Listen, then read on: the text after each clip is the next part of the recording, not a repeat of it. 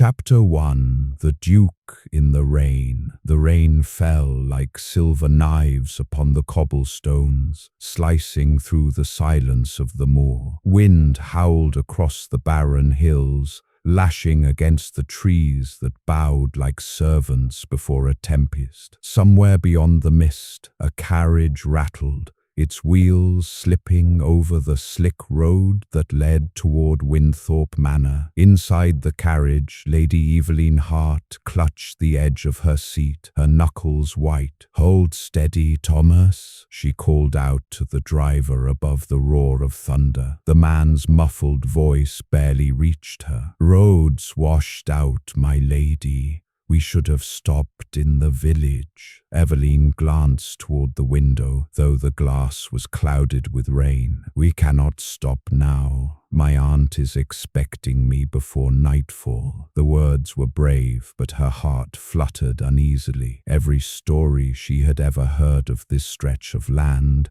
returned to her. Tales of wandering souls, of Ravenscar's cursed estate that loomed beyond the ridge. The carriage lurched suddenly, one wheel catching in a rut. A scream escaped her lips before darkness swallowed the world. When Eveline opened her eyes, she was no longer in the carriage. The acrid scent of rain-soaked earth filled her lungs. The horses had bolted. The carriage lay half-tilted in the ditch, one wheel shattered. Pain throbbed along her shoulder, but she could move. She tried to rise, shivering in her drenched gown. From the darkness, a light appeared, a single lantern swaying through the storm. A man's voice, deep and sharp, cut through the rain. "Who goes there?" Eveline blinked, shielding her eyes as the lantern drew closer. Its glow revealed a tall figure in a long black coat, his dark hair plastered to his forehead, his jaw shadowed with stubble. He carried himself like a soldier, rigid, commanding, but his eyes, when they met hers, were fierce and haunted. "My carriage overturned," Eveline said, breathless. I was bound for Winthorpe." "You are standing at its gates," the man interrupted. His tone was clipped, the voice of one unused to gentleness. "You'll not last the night in this weather. Come." She hesitated. "And you are?" "Ravenscar," he said simply. The name struck her like lightning. The Duke of Ravenscar, the recluse of the north. The man rumored to have been scarred by war and betrayed by his betrothed. Some said he had no soul left to give. Others said he'd buried it along with his past. "I can't intrude," Eveline managed, though her teeth chattered from cold. "Then freeze," he said curtly, but after a moment he sighed, a sound halfway between irritation and resignation. "Come, my lady. You'll do me no favor dying on my land." He extended a gloved hand. It was large, steady, and warm against her trembling fingers. They walked through the rain until the manor rose from the mist, dark, grand, and somber, its towers piercing the clouds. Like a sleeping beast, lightning flashed across its stone facade, illuminating ivy-covered walls and shuttered windows. The gates creaked open, and a gust of wind carried the faint scent of roses long since withered. Inside, the hall glowed with candlelight and old sorrow. The marble floor gleamed under the flicker of flames, portraits of long-dead ancestors staring down from gilded frames. Eveline's eyes were drawn to a massive painting above the hearth. A woman with golden hair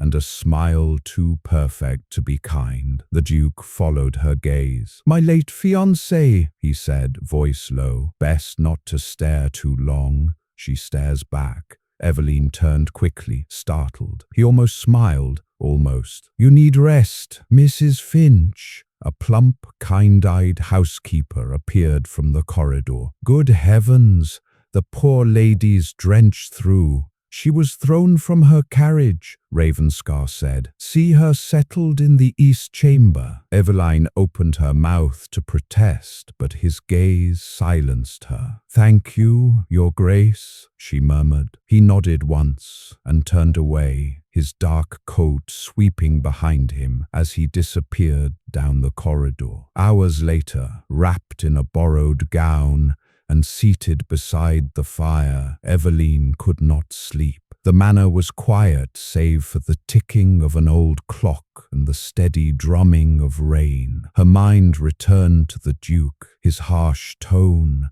the sadness buried in his eyes, the way he'd offered his hand without meeting her gaze. Mrs. Finch entered quietly with a tray of tea. You'll pardon his manner, miss? The Duke's not been himself these years. So I've heard, Eveline said softly. They say he was wounded in the Crimea. I came home a hero and found his bride promised to another. Since then, no one's been welcome at Ravenscar. Until tonight, Eveline's heart gave a curious flutter. Then why did he help me? Mrs. Finch smiled faintly. Perhaps, my lady, even a heart frozen in grief still remembers what it is to be warm. Down the hall, in the Duke's study, Alexander Ravenscar poured himself a glass of brandy. He could still see her, the soaked gown clinging to her form, the defiant light in her eyes, even as the storm tried to drown her. He told himself it was nothing. She was an inconvenience, nothing more. And yet,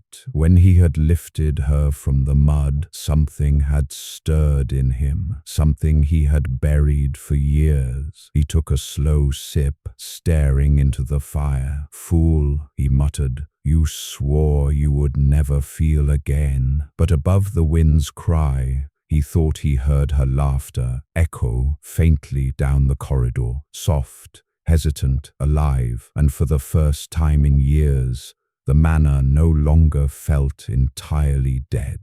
Chapter 2. A Heart Behind the Mask. Morning crept quietly over Ravenscar Manor. The rain had stopped, leaving behind a world washed clean, glistening in pale light. From her chamber window, Lady Eveline Hart gazed upon the moors, a sea of green mist stretching to the horizon, the air sharp and sweet after the storm. It was beautiful in a haunting way, like the man who ruled it. She drew the curtains closed and turned toward the fire where Mrs. Finch was setting out breakfast. You've rested well, I hope, my lady? Eveline smiled faintly. Better than I expected, though I half expected the roof to collapse with the storm's temper. Mrs. Finch chuckled. Ravenscar's been weathering storms longer than I've been breathing. The Duke, too. That last remark lingered in the air, and Eveline, curious, couldn't help asking, He was kind to take me in, but does he truly live here alone? Mrs. Finch hesitated. Aye, alone as a man can be. He keeps a few servants, myself, a stable hand, and the cook, but the rest, gone these many years, since before you were likely born. Eveline tilted her head. Since the war. Mrs. Finch looked toward the door, as though the shadows might be listening. Since he came back changed. You'll see, miss, the Duke's not cruel, but grief can make a man's walls higher than the stone of his house. Eveline found herself walking those same stone halls later that morning. Her injured shoulder ached faintly, but curiosity guided her steps. The manor was a museum of quiet sorrow, portraits of ancestors, shelves of unread books, dust motes swirling in thin rays of light. Every corner whispered the echo of lives that once laughed there. At the end of one corridor stood a door left slightly ajar. Inside she glimpsed the Duke, his tall frame bent over a desk, his hand gloved,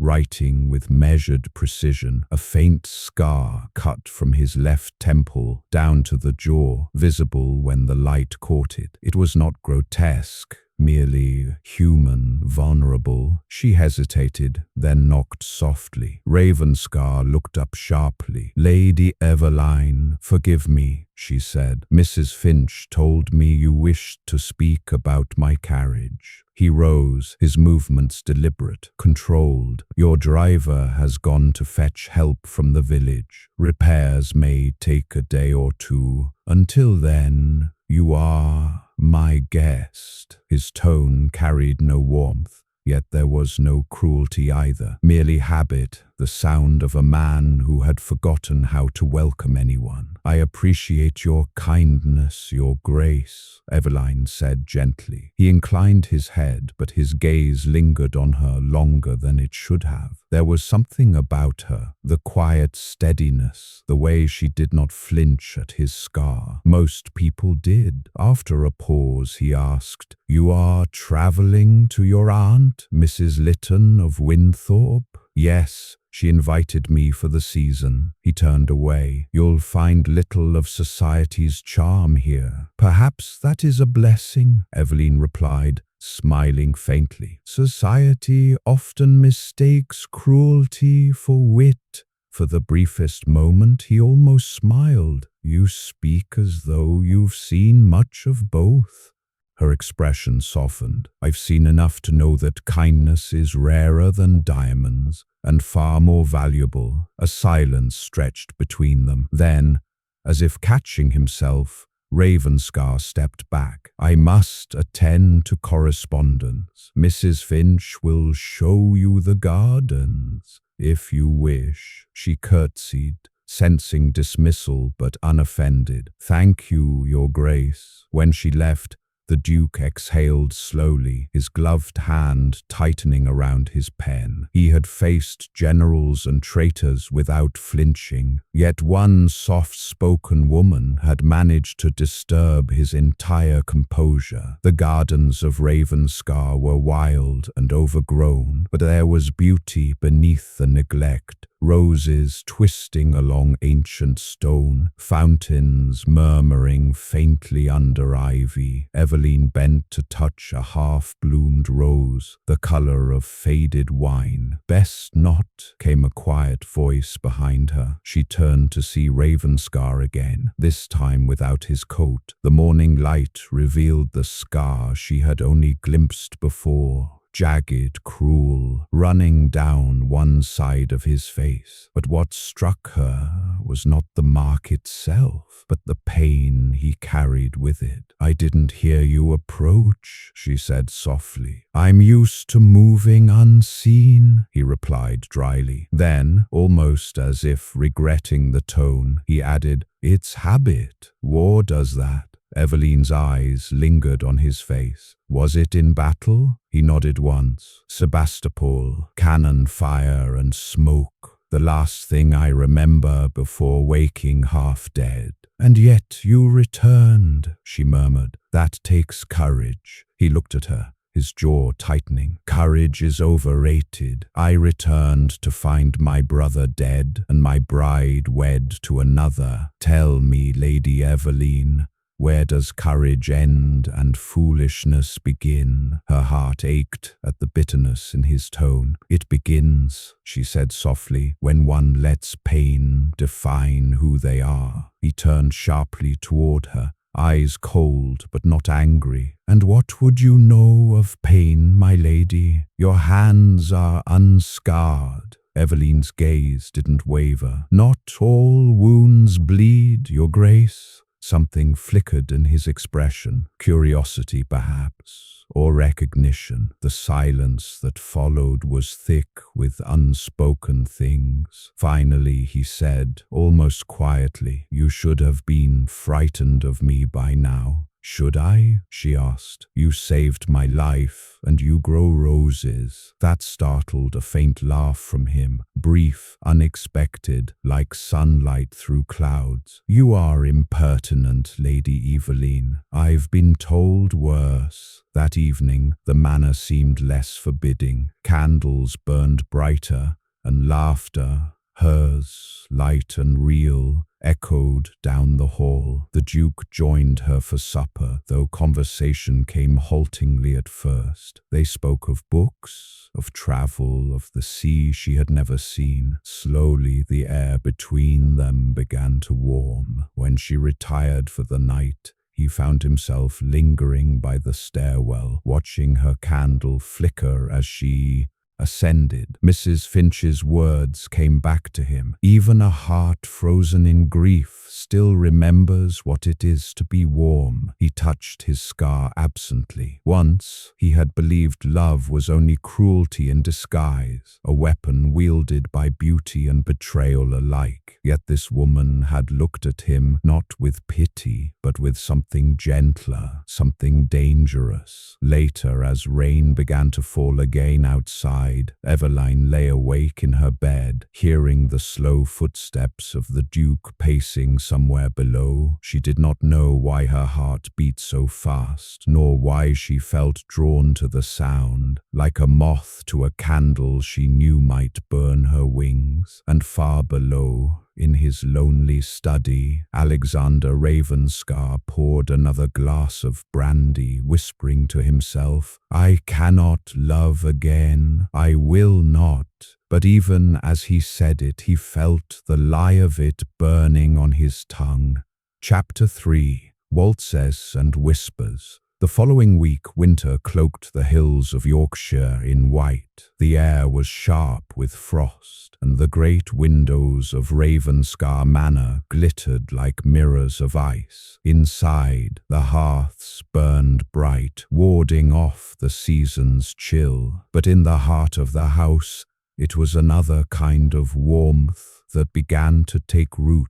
Lady Eveline Hart had remained longer than she had planned. Her carriage was repaired, yet every morning she found another reason to stay. A letter unanswered, the weather too cruel for travel, the faintest hint of concern from the Duke that she could not bear to disappoint. On the 5th day, a formal invitation arrived, sealed in silver wax and carried by a liveried servant from the neighbouring estate. Mrs. Finch presented it at breakfast. "It's from Lady Marston, Your Grace. She hosts the annual winter ball tonight. She requests both your presence and that of Lady Eveline." Eveline's spoon paused above her teacup. "Me? But I hardly know Lady Marston." The housekeeper smiled. "She knows you are at Ravenscar, and she's a woman who delights in new faces, particularly those that fluster the gentleman." Eveline laughed softly, but the Duke said nothing. He sat at the far end of the table, the morning light catching his profile, strong, calm, unreadable. When he finally spoke, his voice was even. "You needn't attend if you'd rather not." "On the contrary," Eveline said lightly, "after days of rain and walls, a little music may do me good." His eyes lifted to hers. "And what of the gossip?" She smiled faintly. "Gossip only stings those who believe it." For the briefest moment, a corner of his mouth curved. "Then you are braver than most." That evening, the great ballroom of Marston Hall shimmered beneath 1,000 candles. The scent of roses, perfume, and champagne mingled in the air as music drifted from the orchestra. Guests moved in a swirl of silk and laughter. The elite of the county assembled to chase away the winter's gloom. Eveline entered on the Duke's arm, and for a heartbeat, The chatter quieted. She wore a gown of silver-grey satin that shimmered like moonlight, her hair swept up with tiny pearls. Though she had borrowed jewels from Mrs. Finch's collection, she needed none. Her grace was its own adornment. "Lady Eveline Hart," the herald announced, "accompanied by His Grace, the Duke of Ravenscar." Alexander felt every gaze shift toward them, whispers of recognition, curiosity, envy. He had not attended a gathering in years. His scarred face had become legend, his reclusion a source of intrigue. But none of that mattered as he looked at Eveline, radiant and calm beside him. For the first time in memory, he felt the stirrings of something dangerously close to pride. "Are you quite sure you wish to endure this circus?" he murmured under his breath. Eveline smiled. "I've faced harsher storms." Her tone made him want to laugh, or perhaps to pull her away from the crowd entirely. But before he could respond, a familiar voice called, "Ravenscar, you shock us all by emerging from your fortress." It was Lord Pembroke, a man with too much charm and too little sincerity. He bowed low to Eveline, eyes gleaming. "And who, pray, is this vision?" "The lady is under my protection," the Duke said evenly. Pembroke's grin only widened. "Then she's the safest woman here, and perhaps the luckiest." Eveline inclined her head politely, though she caught the faint tightening of Ravenscar's jaw. "I thank you, my lord," she said, "but luck has little to do with safety. It is earned, sometimes at a cost." Pembroke blinked, clearly unused to being outmaneuvered by grace alone. He laughed and retreated toward the refreshment table, leaving Ravenscar's expression unreadable once more. The night deepened. The orchestra struck up the first waltz, and couples swept to the floor. Eveline stood near the edge, watching. She had always loved music. The rhythm, the secret conversations hidden in every turn, but she did not move to join them. "Do you not dance, my lady?" The Duke's voice was quiet behind her. "Not since my father's passing," she said softly. "He used to lead me through every step. No partner since has felt quite right." Ravenscar's gaze lingered on her profile, the curve of her neck, the sadness that softened her eyes. Something within him, long dormant, began to stir again. Then he offered his hand. "Perhaps," he said, "you've simply not met the right partner." She looked up at him, truly looked, and for a moment the crowd faded. There was only the music, the soft scent of roses, and his gloved hand waiting patiently for hers. "Your Grace," she whispered, "you hate society." "I do," he admitted, "but I find I dislike seeing you apart from it even more." Her breath caught. Slowly, she placed her hand in his. The orchestra swelled, and he led her onto the floor. The first few steps were tentative, hers cautious, his rigid with self-restraint. But as the music unfurled, so did something between them. Their movements began to flow in time with one another, not practiced but natural, inevitable. "Everyone is staring," she murmured. "Let them," he replied. "I've been a ghost long enough." Eveline's heart thudded against her ribs, the warmth of his palm through her glove, the faint rasp of his breath. Every sense felt alive, dangerous. She dared to glance up and caught his eyes, dark, burning, and fixed entirely on her. "Your Grace," she whispered, "this is folly." "I know." "Then why?" "Because," he said lowly, "I cannot seem to stop." The world around them dissolved. The music swelled, and their final turn brought them close enough that her breath mingled with his. The moment stretched, too long, too fragile. Then, before reason could intervene, his lips brushed hers. It was not fierce,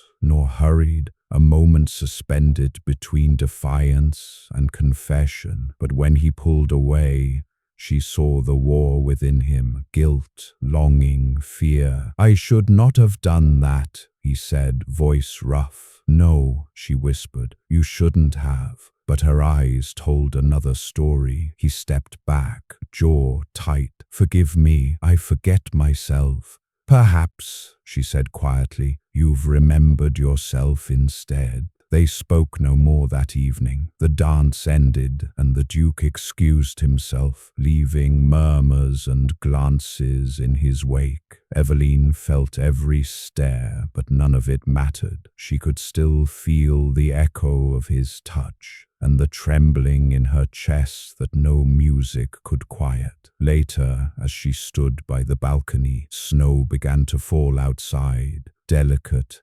silent, endless. The cold air bit her skin, yet she barely felt it. A voice came from behind her. "He does not dance with anyone," Lady Marston said softly, stepping beside her. "Not since her." Eveline turned. Her, his fiancée, the one who left him for his cousin. "They say he swore he'd never love again." Eveline's heart ached. "Then he's breaking his own vow." Lady Marston smiled sadly. "Or perhaps someone is breaking it for him." When they returned to Ravenscar that night, the journey was silent. The snowstorm had grown fierce, the carriage rocking gently through the darkness. Eveline kept her gaze on the window, though she felt his presence beside her. Rigid, distant, but alive with tension. At last she whispered, "You regret it?" "Yes," he said. She turned, pain flickering across her face. "Because it was wrong?" His jaw worked before he answered. "Because it was everything I've tried to forget."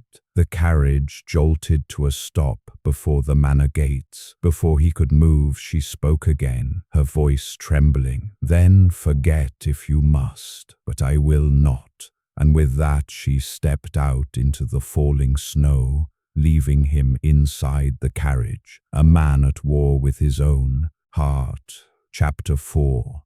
The Promise and the Past. The snow had not stopped falling for 3 days. Ravenscar Manor lay wrapped in white silence. The moors, the gardens, even the statues on the terrace buried beneath drifts of frost. Inside, the air had changed between them. Since the winter ball, every glance carried unspoken things, longing, fear, and something fragile neither dared name. Eveline felt it most in the quiet moments. When she walked through the library and saw him standing by the window, his shoulders taut as though he wrestled unseen ghosts. When she passed him in the corridor and their hands brushed, fleeting but enough to make her forget her own name. And at night, when she tried to sleep, she could still feel the echo of his voice. "Because it was everything I've tried to forget." That morning she found him in the music room, a place she'd never seen him enter before. Dust clung to the piano lid, the curtains half drawn, yet there he was, seated before the keys, one gloved hand resting on the instrument as though testing a memory. She stood silently by the door. "I didn't know you played," she said softly. He did not look up. "Once, before the war." He pressed a note, low, hollow, unresolved. Now the music sounds different, as though it knows what was lost. Eveline stepped closer. Perhaps it only waits for someone to remind it what remains. His eyes lifted to hers, storm grey, unreadable. "You think you can remind me?" Her breath caught. "If you'd let me try." He rose then, slow and deliberate, the air between them electric. "You know not what you offer, Eveline. My world is ruin, my name, my house. Everything I touch turns to ash." "Not everything," she whispered. "You saved me. You..." I saved a stranger, he cut in sharply. It was duty, nothing more. But his voice trembled as he said it, betraying the lie. Duty doesn't make a man tremble when he looks at me, she said, stepping closer. For a heartbeat, silence. Then, in a voice raw with restraint, he murmured, "Don't tempt me." Her courage wavered, but she lifted her chin. "If I do, it's because I'm already lost." That broke him. He caught her wrist, pulling her closer, his breath mingling with hers, his eyes filled with anguish and desire. "Eveline," and then he kissed her. It was not a tender kiss this time. It was the desperate, defiant confession of a man who had held back for too long. The world narrowed to the warmth of his hands, the soft gasp that escaped her lips, the storm breaking loose in his chest. When he finally tore himself away, his chest heaved, his hand still trembling against her cheek. "This is madness," he said hoarsely. "Then let us be mad together." But he was already turning away. "You don't understand," he said, pacing as if distance might protect them both. "There are things you do not know, things that make this—" He gestured between them, as though it were sin. "Impossible." "What things?" she demanded. "Tell me." He turned, and she saw it, the agony of a man about to destroy himself. "Your father," he said finally, "Lord Thomas Hart." Her blood ran cold. "What of him?" "He was accused of treason 12 years ago. The theft of military correspondence during the Crimean campaign." Her eyes widened. "That was a lie.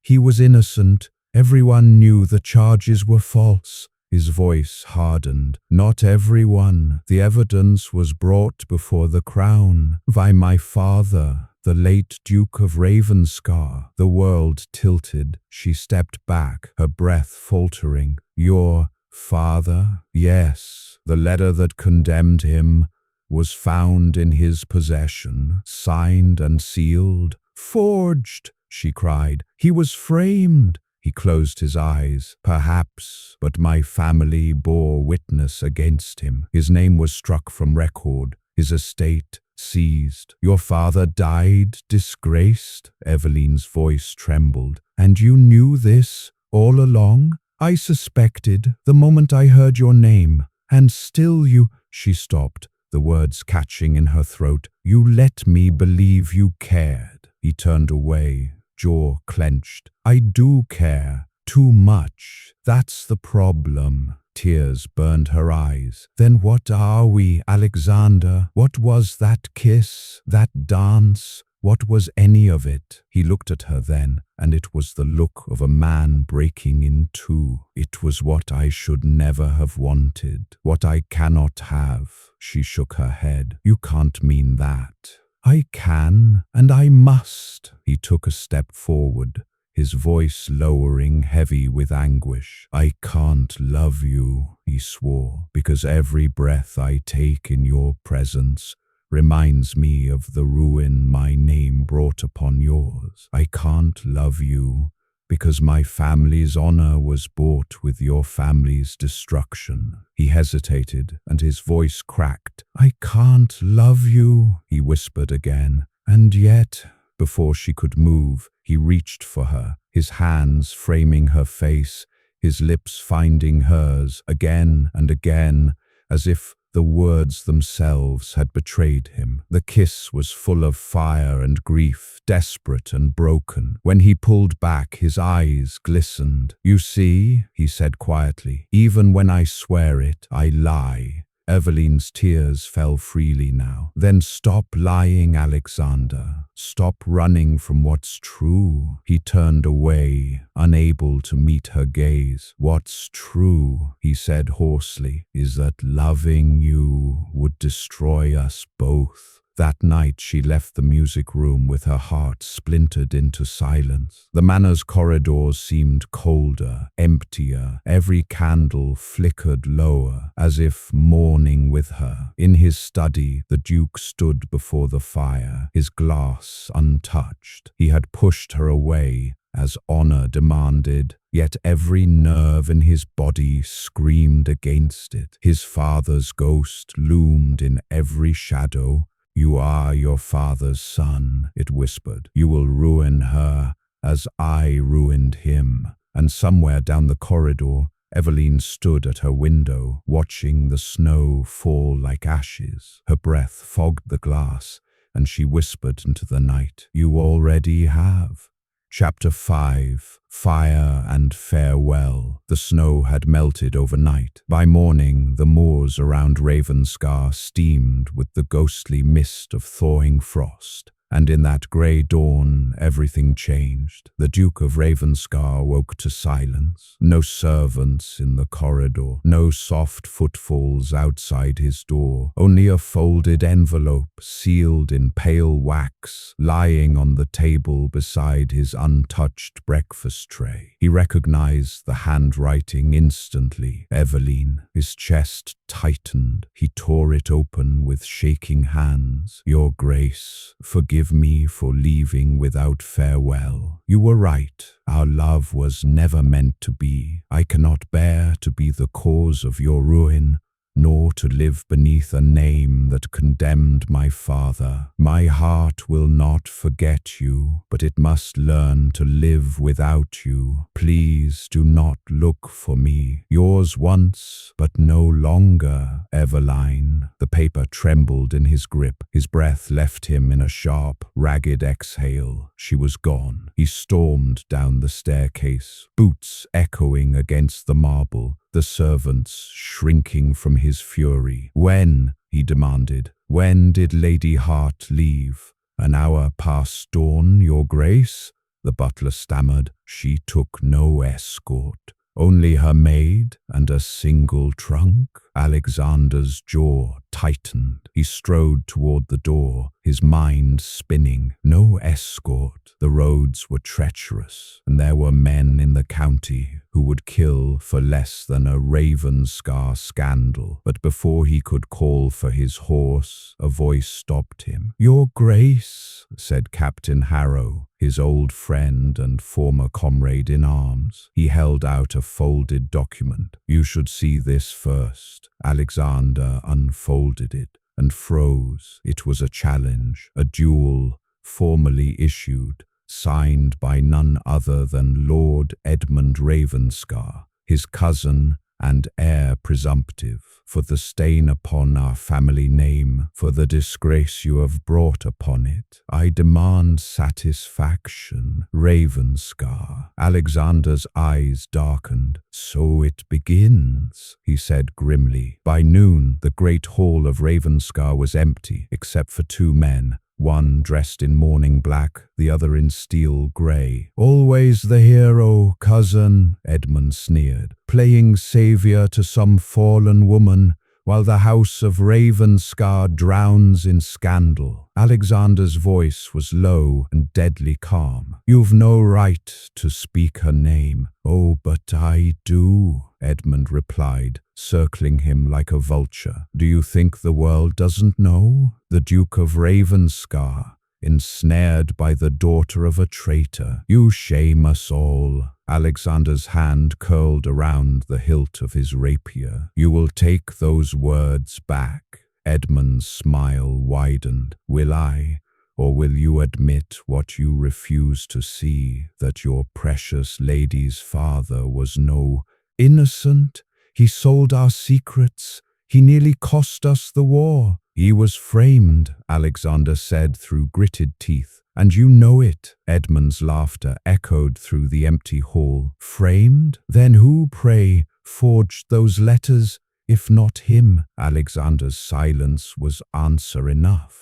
And then Edmund said softly, "It was I." The world seemed to still. Alexander's sword dropped half an inch. "What did you say?" "I forged them," Edmund said almost proudly. "Your father demanded a scapegoat. Lord Hart's debts made him convenient. I simply provided the evidence. The Duke's voice was hoarse with disbelief. You destroyed an innocent man. I preserved our legacy, Edmund snarled. Your father thanked me for it. And now you, traitor to your blood, would throw it all away for the daughter of the man we damned. Alexander lunged. Steel clashed with steel. The duel blazed across the hall. Brutal, fast, personal. It was not sport, but vengeance. Alexander fought like a man possessed, each strike fueled by the memory of Eveline's eyes,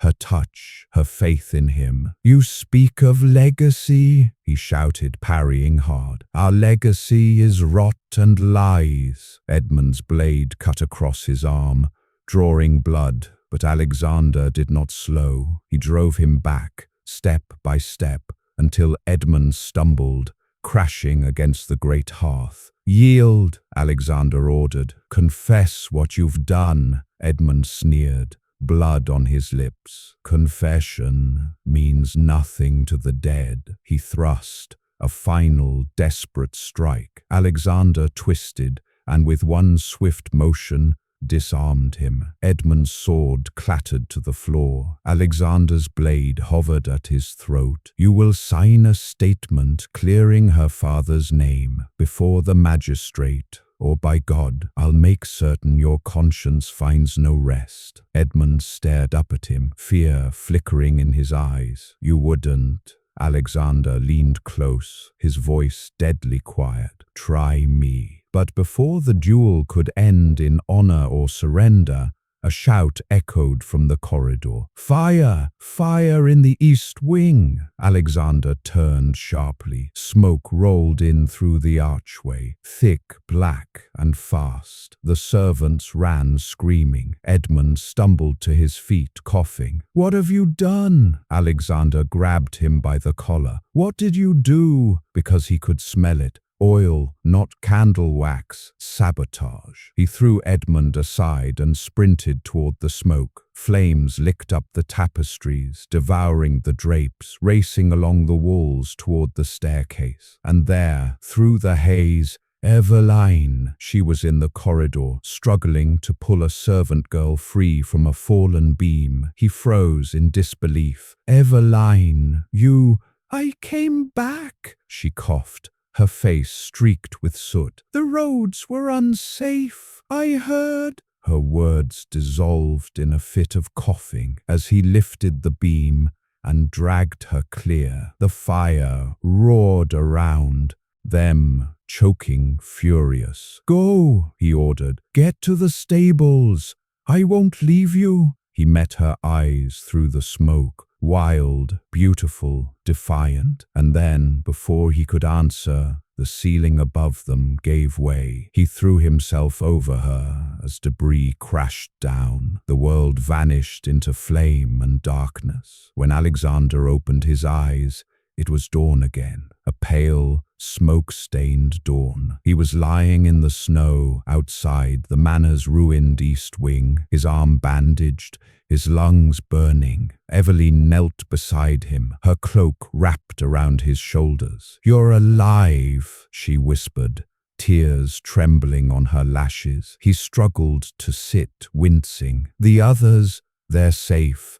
The servants escaped. She hesitated. But Edmund... He looked past her to where the burned wreckage of the hall smoldered. The constables had found a body. The scandal would die with him. Then it's over, he said quietly. Eveline shook her head. Not yet.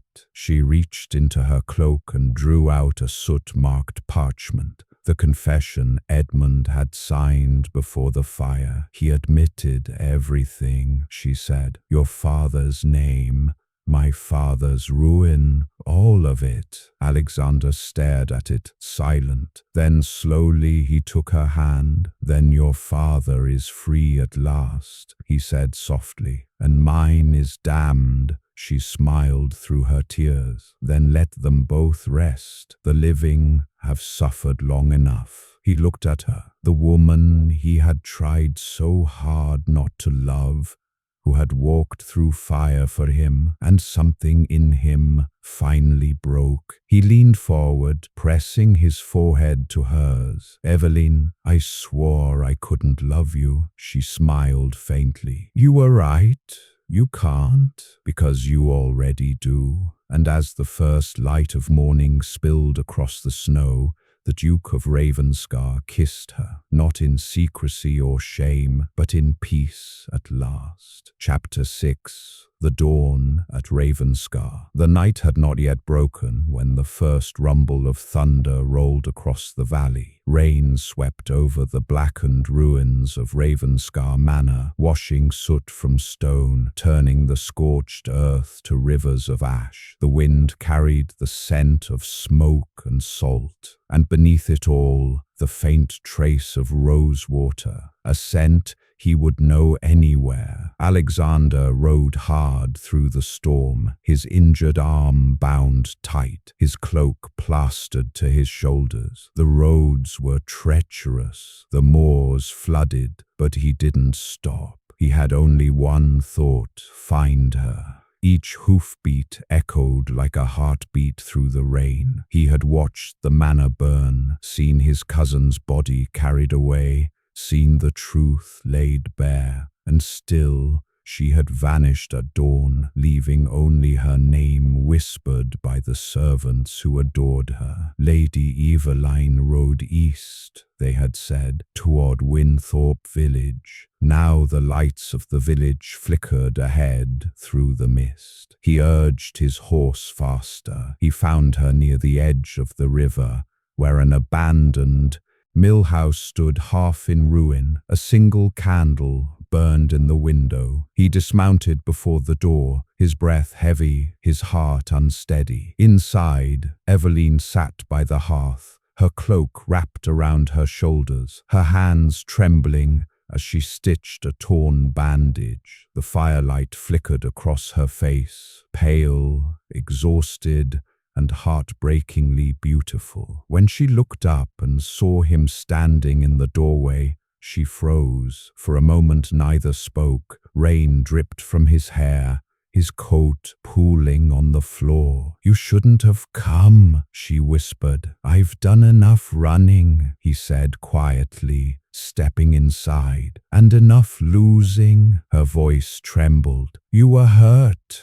You shouldn't be here." "I've been hurt far longer than the fire," he said. "I just didn't know it until you left." She turned away, staring into the fire. "You said you couldn't love me." "I did." He took another step forward. "And every time I said it, I lied." She shut her eyes. "Alexander." "No." His voice broke. "Let me speak. For once, let me speak truth." He sank to one knee before her, the proud Duke of Ravenscar, humbled in the dim firelight. His gloved hand trembled as it reached for hers. "I was raised to believe love was weakness, that honor, duty, pride were all that kept a man standing, but the truth is, they only kept me empty." He looked up at her, his eyes raw and unguarded. "You gave me back what I'd buried with my father's sins, the part of me that still believed in light, and I drove you away because I thought loving you meant destroying you." She shook her head, tears brimming. "You nearly destroyed yourself."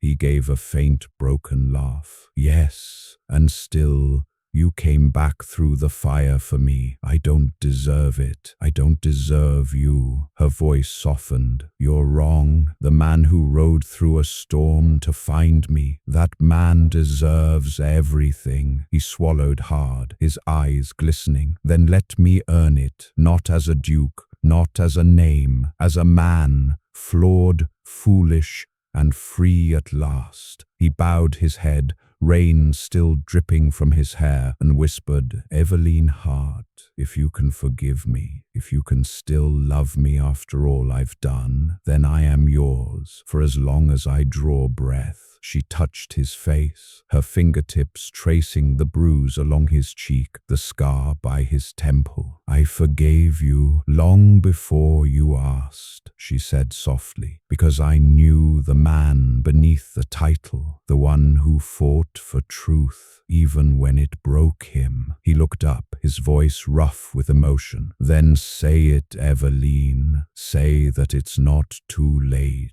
She smiled through tears. It was too late the moment you kissed me in the music room. I was yours from then on. He rose, pulling her gently to her feet. Their foreheads met, their breaths mingling, and for the first time since the storm began, he felt warmth, real and steady, filling the hollow places in his chest. Outside, the rain eased. The first light of dawn crept through the broken shutters, spilling over them in a soft golden glow. Alexander took her hand, pressing a kiss to her knuckles. The world will talk, he murmured. Let it, she replied. For once, let the truth be louder than the lies. By mid-morning, the fires at Ravenscar were finally out. Smoke rose from the ruins like incense to the heavens. But there, among the ashes, stood something new. The Duke and his lady, side by side, as the tenants gathered, whispering blessings and tears alike. The magistrate's proclamation came before noon. Lord Thomas Hart,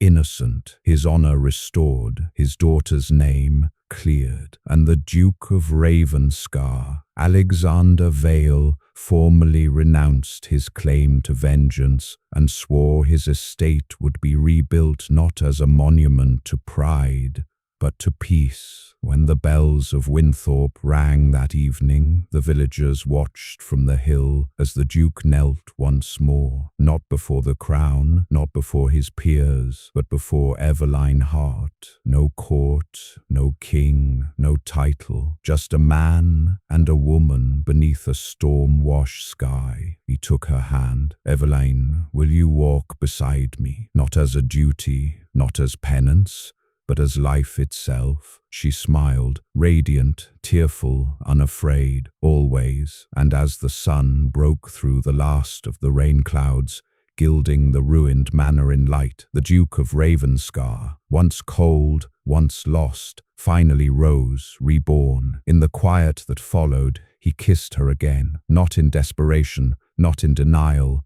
but in peace. The storm had passed. Love, at last, remained. Chapter 8. The Last Waltz.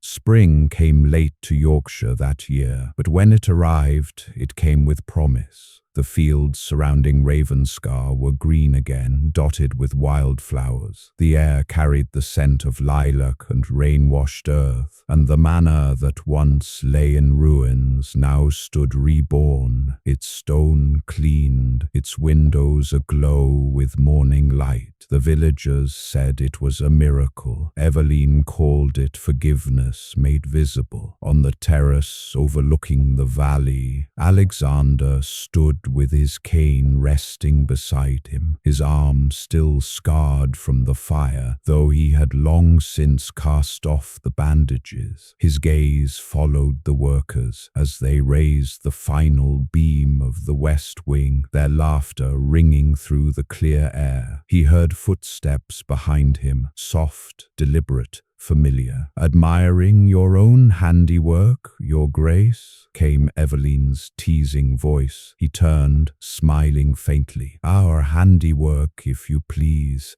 You chose the marble yourself. She wrinkled her nose. Because you would have chosen black stone again. I am a man of consistency. You are a man of brooding, Alexander Vale. He laughed then, a rare, unguarded sound that startled even the birds from the hedges. He caught her hand and drew her close, pressing a kiss to her forehead. Brooding, perhaps, he said softly, but no longer alone. Her smile warmed him more than the sunlight ever could. That evening, Ravenscar opened its gates to the village for the first time in years. Lanterns hung from every tree, violins played from the courtyard, laughter and music filled the air. Eveline moved among the guests with quiet grace, greeting old tenants, comforting widows of the war, offering smiles that lit even the most shadowed corners. She had become the heart of Ravenscar, and everyone knew it. When she turned, she found Alexander watching her from the edge of the ballroom, tall, proud, but softer than before. The crowd seemed to fade between them, as if the music itself bent toward their memory. "Are you going to stand there all night, Your Grace?" she called softly. "Or will you dance?" He crossed the floor in 3 slow steps, bowing slightly, eyes never leaving hers. "You'll make me remember things I promise to forget." She tilted her head. "Then perhaps you should break one more promise." He smiled. Gladly, the musicians struck the opening chords of a waltz, slow, haunting, the same melody that had once played on that fateful winter night. And so, beneath the golden chandeliers of the rebuilt Ravenscar, they danced again. No whispers, no fear, no shame, only 2 souls moving as one, unbound by the past. Her gown brushed his boots, his hand lingered at her waist. When he leaned close, his voice barely rose above the music. "Do you remember the first time we danced?" She laughed softly. "You were a storm in human form, and I nearly tripped over my own skirts." He chuckled. "You did trip, and you caught me, as I always will." The music swelled, and for a moment the world held its breath, until he bent and kissed her, gentle and certain, the way a man does when he's found his forever. Later that night, after the guests had gone and the lanterns burned low, they stood on the balcony overlooking the moonlit moors. The air was cool, filled with the chirr of crickets and the rustle of new leaves. Eveline leaned against him, her head resting on his shoulder. "Do you ever think of them? Your father, my father?" He nodded slowly. "Every day, but the thought no longer burns. It reminds me that from their ruin came something worth living for." She smiled faintly. "Then perhaps it wasn't ruin at all?" He looked at her then, the woman who had walked through his storms, who had turned his ashes into home, and he whispered, "No, it was the beginning." The clock in the hall struck midnight. He took her hand and led her back inside, toward the quiet of their chambers, where the world and its ghosts could no longer touch them. Outside, the dawn began to stir again over Ravenscar, and somewhere in the heart of the manor, faint but steady, a piano played, the same melody that had once lain silent in dust, now alive with hope. And so the Duke who swore he could not love, loved deeper than any man before him, and the woman who lost everything found that what she saved was his soul. The storm had ended, but their story, like the dawn, would never fade.